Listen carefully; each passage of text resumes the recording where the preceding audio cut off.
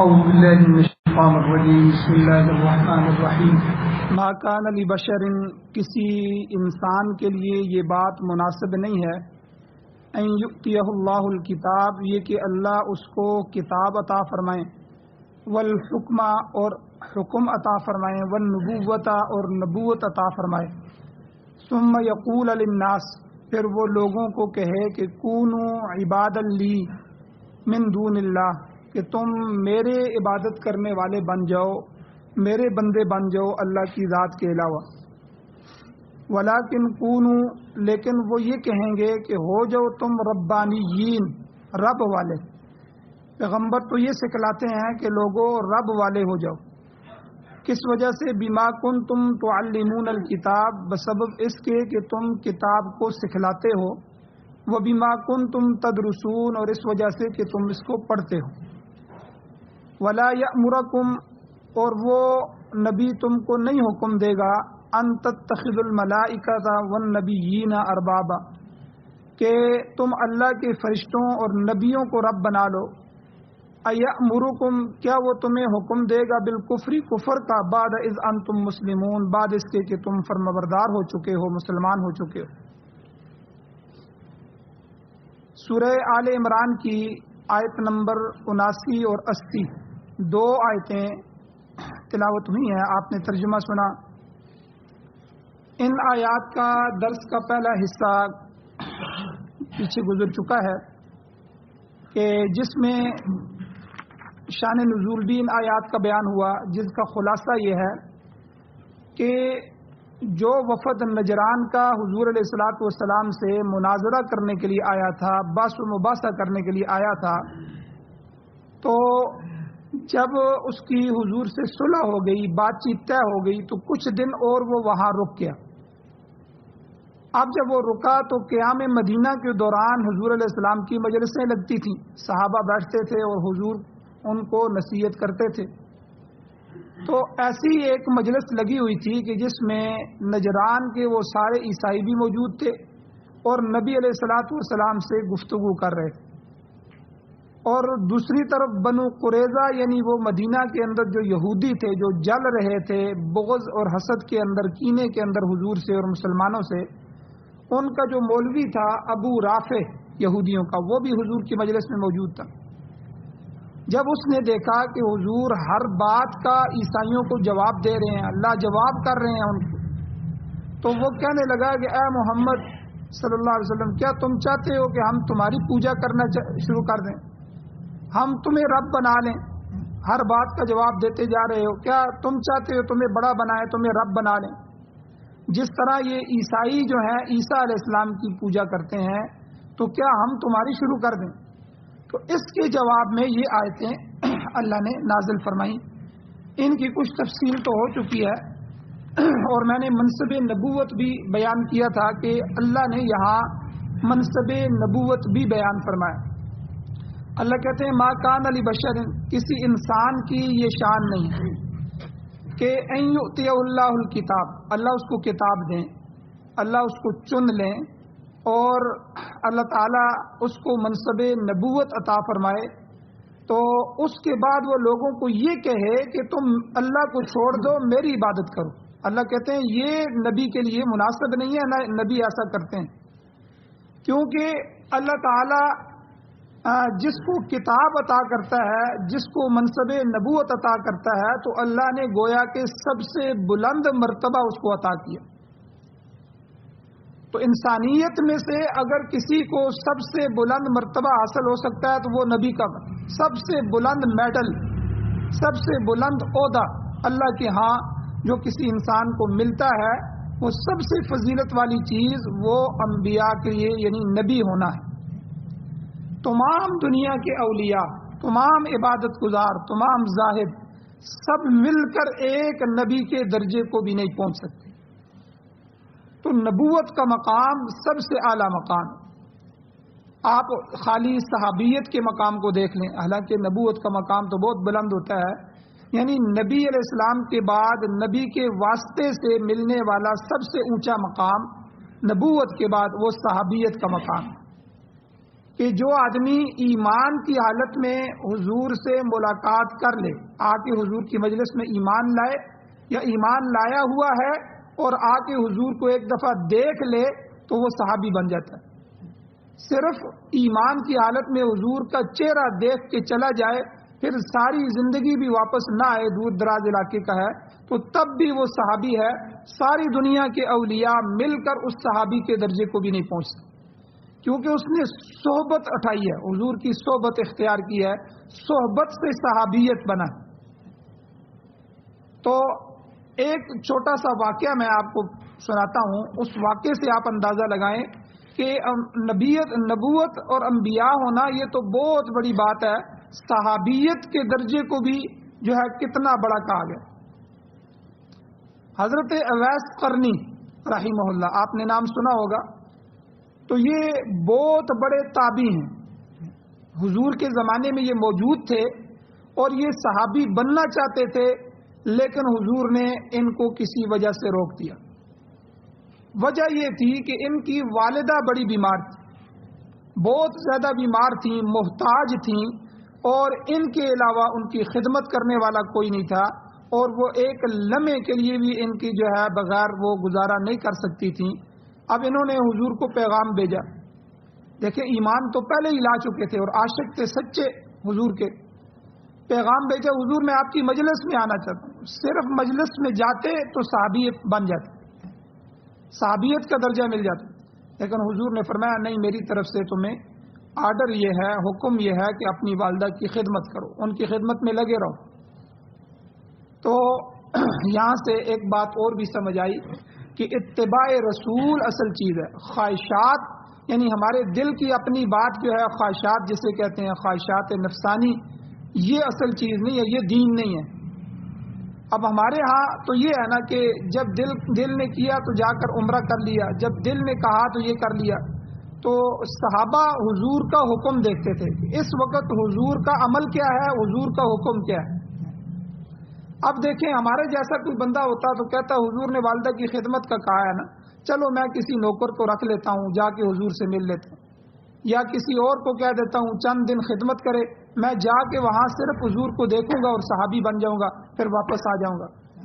میں اور آپ ہوتے تو طرح طرح کی تعویلیں پیدا کرتے، طرح طرح کے ہم جو ہے بیچ میں راستے پیدا کرتے، لیکن حضور کا حکم ہو گیا کہ نہیں، آپ نے نہیں آنا، آپ نے اپنی والدہ کی خدمت میں لگے رہنا ہے، جب تک آپ کی والدہ زندہ ہیں آپ ان کی خدمت میں لگے رہیں، تو والدہ کے بعد آپ نے آنا۔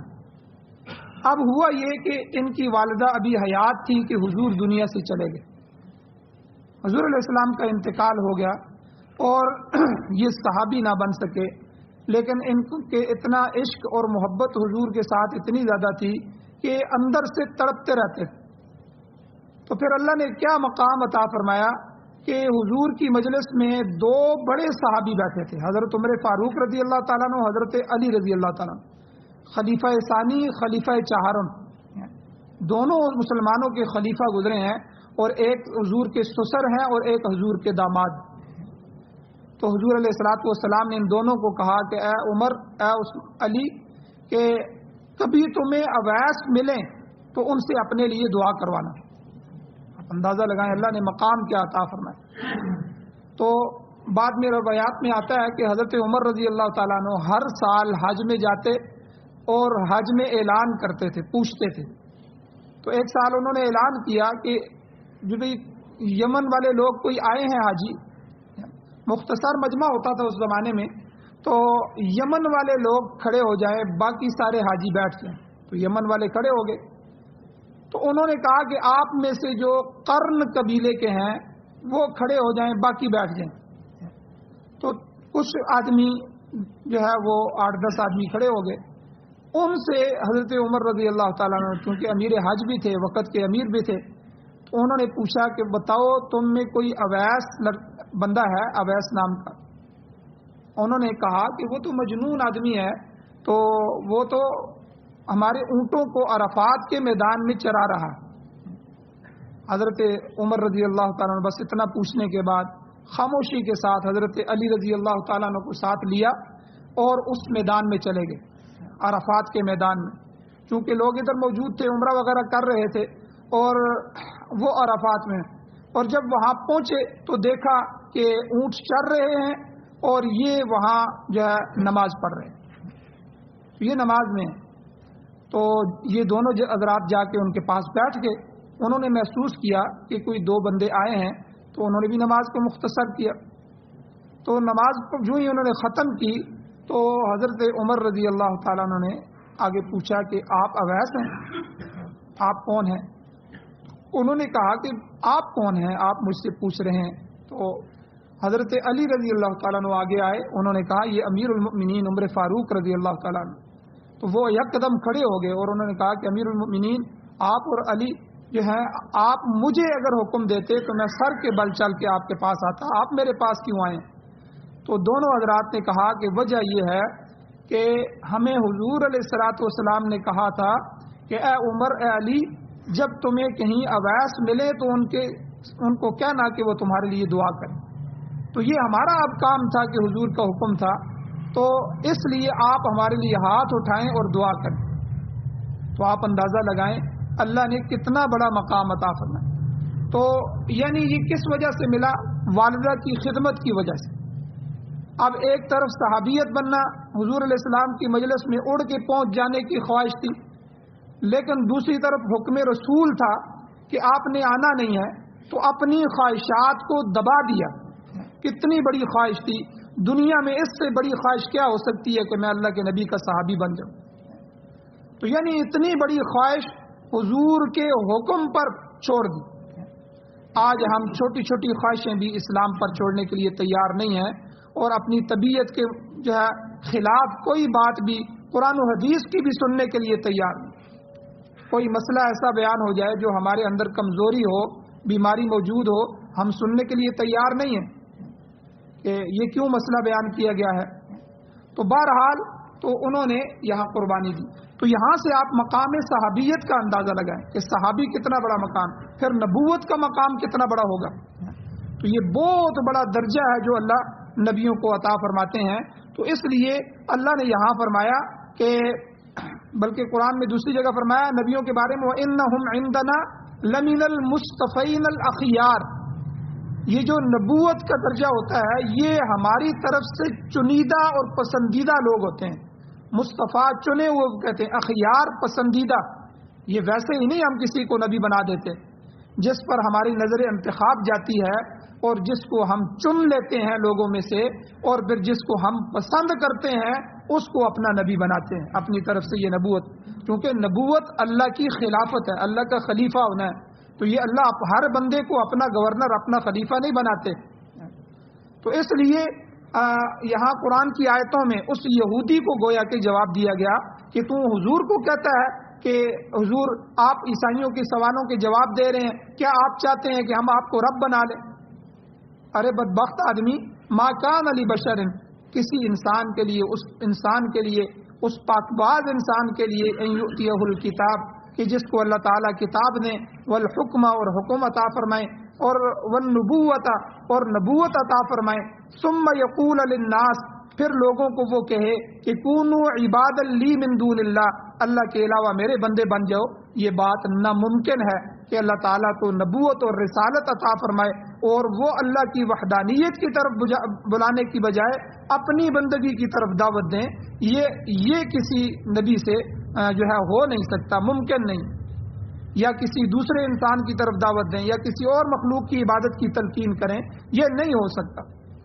اگر بالفرض ایسی بات ہو جائے تو اس کا مطلب یہ ہوگا کہ نعوذ باللہ اللہ کا انتخاب درست نہیں ہے۔ تو چنانچہ اللہ تعالیٰ پر جہالت لازم آئے گی کہ اللہ کو پتہ ہی نہیں تھا۔ تو جس طرح شیعہ کا ایک عقیدہ ہے، ان کی کتابوں میں لکھا ہوا ہے کہ حضرت جبرائیل جو ہے انہوں نے قرآن لانے میں غلطی کی۔ قرآن لانا تھا حضرت علی کے اوپر، وہ لے آئے حضور کے اوپر۔ یہ باقاعدہ ان کے عقیدوں میں شامل۔ تو یعنی ان کے ہاں اللہ سے بدا کا عقیدہ اس کو کہتے ہیں۔ جس طرح امامت کا عقیدہ ہے ان کا، اسی طرح عقیدہ بدا، یعنی اللہ سے بھول ہو جاتی ہے، اللہ سے نسیان ہو جاتا ہے، اللہ بھی بھول سکتا ہے، یعنی نعوذ باللہ من ذالک۔ خیر عجیب مذہب ہے، بہرحال یہاں بات کرنے کا مقصد یہ ہے کہ اگر نبوت سے غلطی ہو جائے، نبی جو ہے اگر معصوم نہ ہوتا اور اس سے غلطیاں ہوتی تو پھر اللہ کا انتخاب غلط ہوتا، اور ایسا ہو نہیں سکتا کہ اللہ نے انہم عندنا لمین المصطفین الاخیار، جب اللہ نے اس طبقے کو چنا ہو اور پسند کیا ہو پھر وہ اللہ کی خلاف ورزی کریں۔ آپ اندازہ لگائیں، جب حکومت دنیا کے معاملات میں کسی کو وزارت دیتی ہے، گورنری دیتی ہے، کسی عہدے پر فائز کیا جاتا ہے تو اس سے توقع ہوتی ہے کہ وہ حکومت کی پالیسی کے مطابق کام کرے گا۔ اگر کوئی شخص اس کے خلاف کام کرے تو اسے ایک منٹ کے لیے بھی اسی اعلیٰ عہدے پر برداشت نہیں کیا جاتا، اس کو ڈسمس کر دیا جاتا ہے، اتار دیا جاتا ہے۔ اللہ کا نبی تو اللہ کا کامل وفادار ہوتا ہے، دنیا میں منشأ عزتی سے اور تکمیل جو ہے اس کا فرض ہوتا ہے، وہ اللہ کے علاوہ اپنی کسی دوسری مخلوق کی عبادت کی دعوت نہیں دے سکتا، اور یہ کیسے ہو سکتا ہے؟ انبیاء کی ایک خصوصیت اور بھی ہے کہ ان میں موجود بشریت کے تمام تقاضے بہترین طور پر اللہ سنوار دیتا ہے۔ اللہ تعالیٰ ان کی ایسی تربیت کرتا ہے جس سے ان کے تمام قوا جو درجہ کمال تک پہنچ جاتے ہیں۔ دیکھیں حضور کی ایسی تربیت ہوئی، حضور خود فرماتے ہیں کہ میرے دل کو جو ہے جنت سے تشت لایا گیا، میں دیکھ رہا تھا کہ فرشتے آئے، انہوں نے میرا سینہ چاک کیا اور دل نکالا، اور دل کو زمزم کے پانی سے، جنت کا تشت تھا سونے چاندی کا، سونے کے تشت تھے، اس میں رکھ کے زمزم کے کنویں کے پاس لے گئے اور زمزم کے پانی سے میرے دل کو دھویا گیا۔ تو یعنی حضور ایسی تربیت اللہ انبیاء کی کرتے ہیں، ان کے سارے قوا، سارے آزاد درجہ کمال تک پہنچ جاتے ہیں، ان سے ایسی بات کا سرزد ہونا جو منشأ الہی کے خلاف ہو یہ ناممکن ہے۔ اللہ تعالیٰ نے موسیٰ علیہ السلام کے متعلق فرمایا، اے موسیٰ ہم نے تم پر احسان کیا، تمہاری پرورش ہماری آنکھوں کے سامنے ہوتی رہی، یعنی تمہاری ماں تو تمہیں دریا کے حوالے کر کے آ گئی، پھر آگے کس نے فرعون کے محل تک آپ کو پہنچایا، پھر فرعون کے گھر میں رکھ کے ہم نے آپ کی تربیت کی، پھر اس نے اس سے آپ کو پلوایا کہ وہ آپ کو پال رہا ہے، آپ کی تربیت کر رہا ہے۔ حضرت نوح علیہ السلام کے بارے میں اللہ نے قرآن میں فرمایا بِأَمْرِنَا وَوَحْيِنَا، یہ اے نوح جتنے بھی کام آپ کر رہے ہیں یہ ہمارے حکم سے اور ہماری وحی سے ہو رہے ہیں۔ تو مقصد یہ ہے کہ اللہ تعالیٰ اپنے انبیاء کی تربیت خود کرتے ہیں اور نہایت اعلیٰ درجے میں کرتے ہیں، لہذا ان کی شان کے خلاف ہے کہ وہ غیر اللہ کی طرف دعوت دیں۔ اب وہ دعوت کیا دیتے ہیں یہ بھی اللہ نے بتا دیا۔ اللہ نے کہا وَلَٰكِن كُونُوا رَبَّانِيِّينَ، بلکہ وہ نبی تو یہ تمہیں کہیں گے کہ تم رب والے بن جاؤ، ربانیین بن جاؤ۔ شیخ الہند رحمۃ اللہ علیہ نے یہ ترجمہ کیا کہ اللہ والے ہو جاؤ، ربانیین کا مطلب تم اللہ والے ہو جاؤ۔ تو اس لیے بعض مفسرین فرماتے ہیں کہ یہ ربیون سے یعنی تربیت کے مادے سے ہے، معنی یہ ہے کہ تم دوسروں کی تربیت کرنے والے ہو جاؤ اور دوسروں کو خدا تعالیٰ کی وحدانیت کی طرف بلانے والے ہو جاؤ۔ حضرت عبداللہ ابن عباس رضی اللہ تعالیٰ عنہ قرآن کے بہت بڑے عالم تھے، مفسر قرآن تھے۔ حضرت علی رضی اللہ تعالیٰ عنہ کے زمانے میں کچھ عرصہ گورنر بھی رہے ہیں، تاہم انہوں نے زندگی کا بیشتر حصہ لوگوں کی تعلیم و تربیت میں گزارا ہے۔ جس دن آپ کی وفات ہوئی طائف میں تو حضرت علی رضی اللہ تعالیٰ عنہ کے جو صاحبزادے تھے محمد بن حنفیہ، تو یہ آپ کی بیوی تھی خولہ، ان کے پیٹ سے تھے، وہ بھی بڑے عالم فاضل گزرے ہیں۔ انہوں نے فرمایا الیوم مات ربانی هذه الامہ، انہوں نے کہا کہ آج حضور کی امت کا ایک بہت بڑا ربانی عالم جو ہے دنیا سے رخصت ہو گیا۔ ربانی وہ شخص ہوتا ہے جس کے دل کی اصلاح اس طرح ہو جائے کہ اس کے اندر فاسد خیالات باقی نہ رہیں، یعنی وہ دل گندے خیالات سے بالکل پاک ہو جائے۔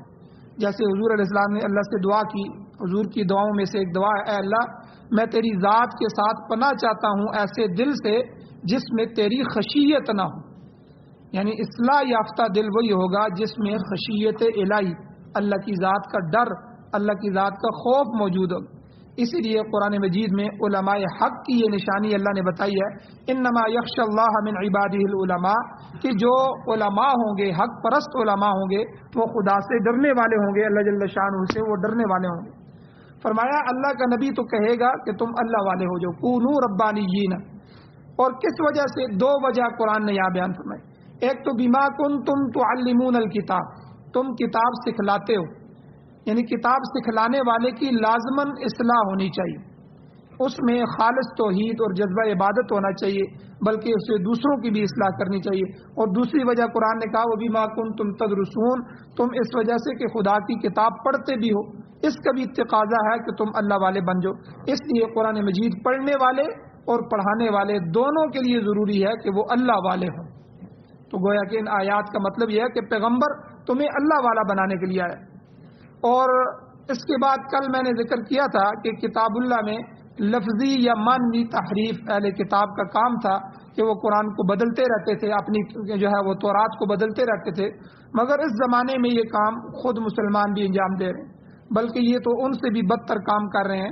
کلام اللہ کے ایسے غلط معانی اور مطالب بیان کرتے ہیں جو نہ اللہ کی مراد ہوتی ہے اور نہ رسول اللہ صلی اللہ علیہ وسلم کی تشریح ہوتی ہے، اور نہ خلفائے راشدین نے ایسے معنی کیے ہیں اور نہ ائمہ دین نے یہ مطلب سمجھا۔ تو آج کے جو پرویز ہیں، قادیانی ہے، تو یہ عجیب و غریب تعویلات کرتے ہیں۔ تو آپ ایک ہمارے مولانا احمد رضا خان صاحب ہیں، انہوں نے آیت جو قرآن مجید کی تھی قل یا عبادی الذین اسرفوا علی انفسہم، اللہ کہہ رہے ہیں میرے نبی آپ پیغام دے دیں امت کو، آپ اعلان کریں یا عبادی الذین، اے میرے وہ بندو کہ اسرفوا علی انفسہم، جنہوں نے اپنے نفسوں پر ظلم کیا ہے، گناہ کیے ہیں۔ تو گویا کہ گناہ گاروں کے لیے اللہ تعالیٰ یہ آیت نازل فرما رہے ہیں، اس میں اللہ نے کہا ہے کہ آپ میری طرف سے کہیں کہ اے اللہ کے بندو، اے میرے بندو۔ اب گویا کہ یہاں انہوں نے یہ مطلب نکالا ہے کہ حضور علیہ السلام کی طرف نسبت کر کے نام رکھنا جائز ہے۔ دیکھو یا عبادی کہا ہے کہ حضور سے اعلان کروایا اے میرے بندو، گویا کہ حضور کے بندو، حالانکہ یہاں حضور کے بندے تو مراد نہیں ہے نبی علیہ السلام کے، بلکہ عبد جو مراد ہے یہ عبادی اللہ نے اپنی طرف نسبت کی ہے۔ اے میرے وہ بندو جنہوں نے ظلم کیا ہے، تم لا تقنطوا من رحمت اللہ کی رحمت سے نا امید نہ ہو، اللہ معاف کرنے والے ہیں۔ تو گویا کہ اللہ اپنے بندے کہہ رہے ہیں، لیکن یہاں غلط مطلب نکالا، وہ کہتے ہیں نہیں عبادی سے مراد حضور کو کہا گیا، آپ کہیں کہ اے میرے بندے، تو اب عبد کے ساتھ حضور کے نام کے ساتھ نسبت کر کے نام رکھنا جائے، عبد الرسول، عبد المصطفیٰ، عبد النبی، حالانکہ یہ شرکیہ معنی ہے، کسی اللہ کی ذات کے علاوہ کسی اور کا کوئی بندہ نہیں بن سکتا، عبادت اسی کی جائز ہے۔ اس لیے عبد کا لفظ اللہ کی ذات، عبداللہ، عبد الرحمن، ٹھیک ہے، عبد القدوس، عبد المجید، عبد الوحید، ٹھیک ہے، یہ سارے اللہ کے نام ہیں، ان کے ساتھ عبد لگایا جائے تو عبد النبی کہنا، نبی کا بندہ، اور اسی طرح عبد الرسول نام رکھنا، عبد المصطفیٰ وغیرہ، تو یعنی حضور کے جو صفاتی نام ہیں ان کے ساتھ نام لگا کے جو ہے عبد لگا کے رکھنا یہ جائز نہیں ہے۔ اب دیکھیں یہاں قرآن سے یہ جو ہے یہ چیز نکالی جا رہی ہے غلط تعویل کر کے، تو بہرحال یہ چیزیں جو ہے وہ بھی آئی ہیں۔